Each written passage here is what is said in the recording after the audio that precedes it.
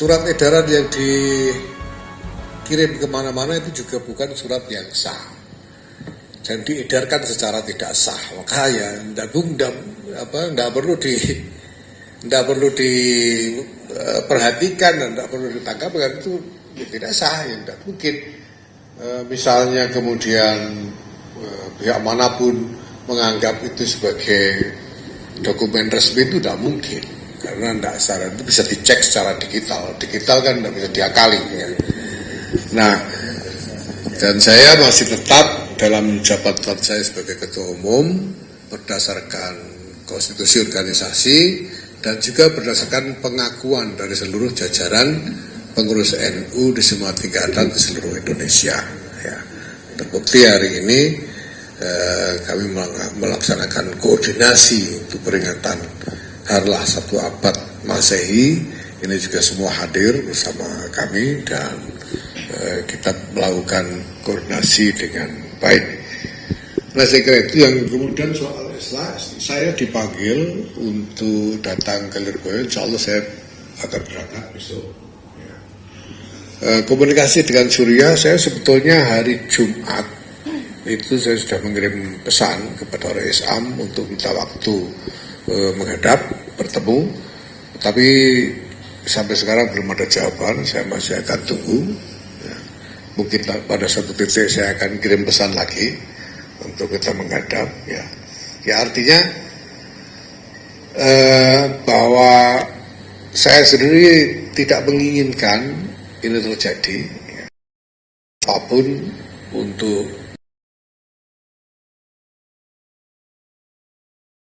diselesaikan ya.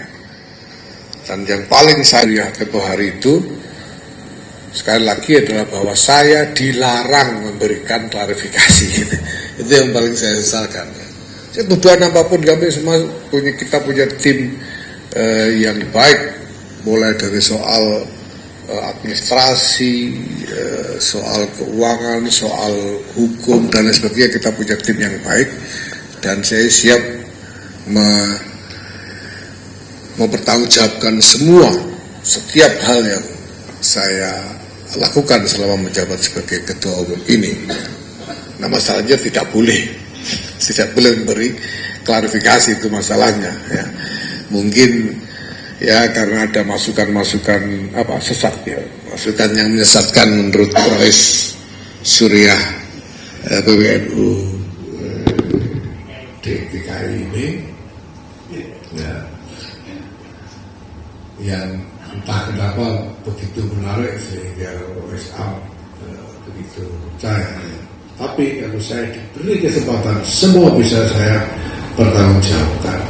Nah, kalau utama ya mari kita selesaikan. Kalau masih belum selesai, mari kita selesaikan di muktamar ya.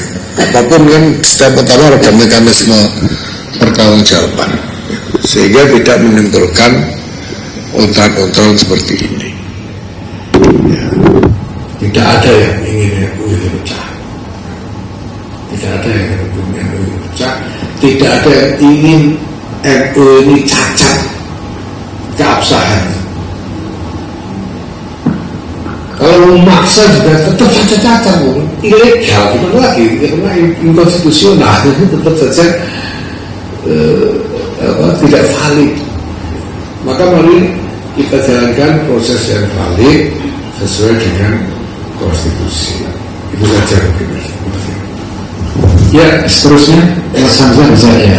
Mohon izin Gus, tadi pertanyaan pertama dari online, dari komen. Mungkin yang pertama itu usaha-usaha apa aja sih Gus yang saat ini tengah bergulir dalam menggulingkan Gus Yahya itu sendiri. Kemudian yang kedua, apakah proses ini akan berujung dalam pengadilan? Mungkin seperti itu Gus. Kompas langsung. Izin Pak Zaidul Kompas TV. Sebenarnya kurang lebih sama sih pertanyaannya, lebih ke bagaimana tindak lanjutnya kalau misalnya dari kubu sebelah ini masih ngotot gitu dalam arti memaksa Anda mundur, meskipun tadi Anda sudah menjawab bahwa surat itu tidak sah karena tidak ada cap tanda tangan dan lain sebagainya. Ini ujungnya akan seperti apa? Apakah tadi mungkin ke proses pengadilan atau akan terpecah? NU sudah ini bagaimana? Terima kasih. Ya pertama ya, Kalau pertanyaannya usaha apa yang sudah dilakukan, ini apa yang terjadi beberapa hari ini memang sangat mengejutkan. Karena nggak ada hujan, nggak ada angin. Ya. Kalau usaha kasak kusuk, ya saya tidak bisa bicara, tidak bisa ngomong gitu. Kalau usahanya itu kasak kusuk atau masukan sesat seperti yang disampaikan Kiai Muhyiddin Ishaq itu, saya tidak bisa bicara soal itu. Tapi apa yang terjadi kemarin betul-betul mengejutkan karena datang dari ruang hampa. Tidak ada hujan, nggak ada angin, dengan informasi-informasi tentang alasan yang juga sumir, ya, dan tidak valid. Itu yang terjadi. Nah, segala sesuatu kan ada de facto, ada de jure. Ada de facto, ada de jure. Bagaimana realitas hukumnya dan bagaimana kenyataannya. Nah, secara de jure jelas saya masih tetap ketua umum yang sah. Itu de jure. Menurut hukum jelas ini tidak terbantahkan. Nah, kemudian secara de facto nyatanya saya mengundang PWNU seluruh Indonesia, dan ini sudah kedua kalinya. Yang pertama ketua-ketua Tanfidiyah saja, dan sekarang bersama-sama dengan para Isura, dan semuanya hadir. Jadi secara de facto pun saya masih efektif sebagai ketua umum. Nah, apapun yang dilakukan orang sebagai tindakan-tindakan yang tidak sah, tentu tidak akan efektif untuk bisa mengganggu kenyataan de jure dan de facto ini. Nah, ujungnya bagaimana? Kami akan terus melakukan upaya-upaya pendekatan supaya ini bisa kembali berjalan dengan baik. Ya, terjadi seperti ini saja kan sudah sebetulnya malu lah. Ya. Dan bukan cuma yang di Jakarta yang malu, sampai ke bawah ini juga sudah kebingungan dan malu semua gitu. Sebetulnya ini sama sekali tidak diperlukan. Ini sama sekali tidak diperlukan. Apapun masalahnya, ini sama sekali tidak diperlukan. Dan maka ya yang penting mudah-mudahan setelah ini nanti ada proses balik lagi lah. Walaupun tidak usah ngomong balik juga, asal balik tidak apa-apa. Yang penting itu, yang penting kembali lagi supaya kita bisa kerja lagi. Tapi sementara itu, karena saya merasa saya memang mendapatkan mandat dari Muktamar untuk menjalankan amanat-amanat Muktamar, agenda-agenda yang ditetapkan oleh Muktamar, saya tidak akan berhenti menjalankan tugas-tugas terkait mandat itu. Itu sebabnya walaupun orang mau ribut seperti apa, ini pekerjaan tetap kita jalankan. Hari ini kita tetap koordinasi, ini ada sejumlah pelatihan kader tetap kita jalankan, ada rapat kerja perguruan tinggi, semuanya harus tetap berjalan. Jangan sampai organisasi ini terhenti hanya karena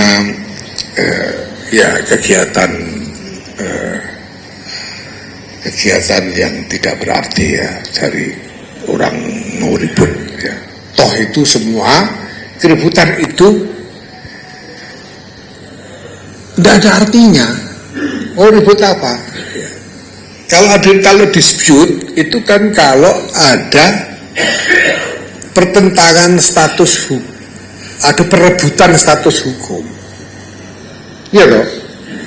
Ada dispute itu kalau ada perebutan status. Yang satu menganggap sah, yang satu menganggap tidak sah. Ini nggak ada dispute, nggak ada dispute sama sekali.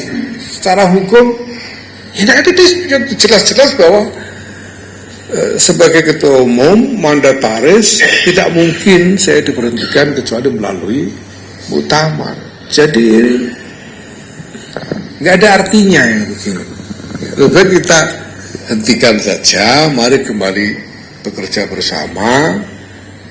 Apapun masalahnya kita selesaikan. Kalau ada sisa masalah, mari kita tuntaskan di dalam muktamar. Itu saja, Mas.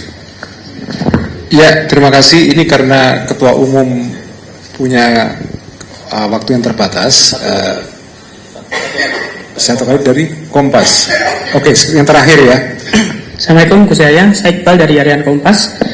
Ada 2 pertanyaan Gus. Yang pertama, ini kan PBPB ingin ada islah.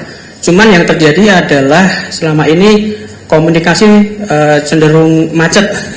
Nah, ini apakah mungkin dibutuhkan pihak ketiga untuk islah? Itu yang pertama. Yang kedua, ini dinamika ini terjadi pure karena internal atau menurut saya ada tangan-tangan dari luar NU, Gus? Terima kasih. Baik, upaya-upaya pihak ketiga misalnya untuk islah ini kita lakukan dengan cara NU lah. Seperti misalnya malam Senin yang lalu kami mengundang kiai-kiai NU ya, hadir antara 50-60 kiai di sini, dan saya sampaikan apa yang sedang terjadi, dan saya kira sekarang para kiai-kiai itu juga melakukan dengan cara masing-masing komunikasi ke berbagai pihak untuk mencoba ini. Kemudian ada pikiran untuk mengadakan pertemuan dengan para kiai sepuh di Lirboyo, ini juga sedang diproses ya. Besok saya insya Allah akan datang ke sana. Sementara juga komunikasi langsung juga kita upayakan ya. Tapi namanya komunikasi itu kan memang harus 2 arah, sehingga ya saya akan terus mengetuk. Nah, tinggal jawaban dari beliau seperti apa, itu yang saya tunggu. Saya sebenarnya tidak ada masalah. Saya ingin tahu, kalau beliau bersedia komunikasi, sebetulnya juga ingin tahu saya ini ada apa kok mendadak begini ini. Kenapa tiba-tiba ada yang drastis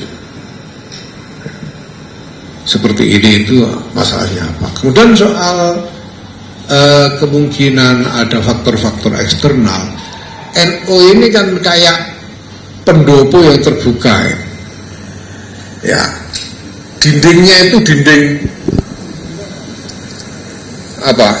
virtual nggak ada dinding fisiknya, itu nggak ada, dinding sosialnya juga nggak ada, sehingga memang ya gampang sekali eksternal itu masuk dengan pengaruhnya ke dalam NU, itu biasa di mana-mana dari dulu ya. Nah, ya kita tidak tahu apakah mungkin ada pihak eksternal yang menginginkan NU pecah. Apakah mungkin ada? Ini yang sedang kita lihat, siapa yang menginginkan NU pecah ini? Apakah ada pihak eksternal yang menginginkan bangunan organisasi NU ini runtuh? Siapa yang menginginkan itu? Sekarang coba bayangkan kalau ada satu keputusan yang begitu krusial terkait status ketua umum dilakukan melalui proses yang inkonstitusional, itu kan akan meruntuhkan seluruh bangunan organisasi, runtuh semua. Dan itu berbahaya sekali, maka ya kita upayakan untuk kembali, dan kita juga mohon kepada siapapun bangsa Indonesia, ya NU ini bukannya merasa penting, bukan ya, tapi kita hanya berharap ada kepada semua pihak untuk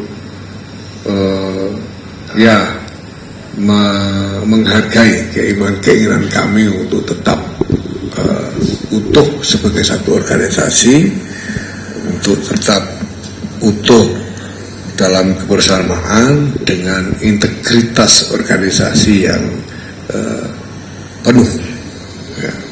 Mohon ini dihormati pada siapapun dengan kepentingan apapun. Demikian saya kira ya.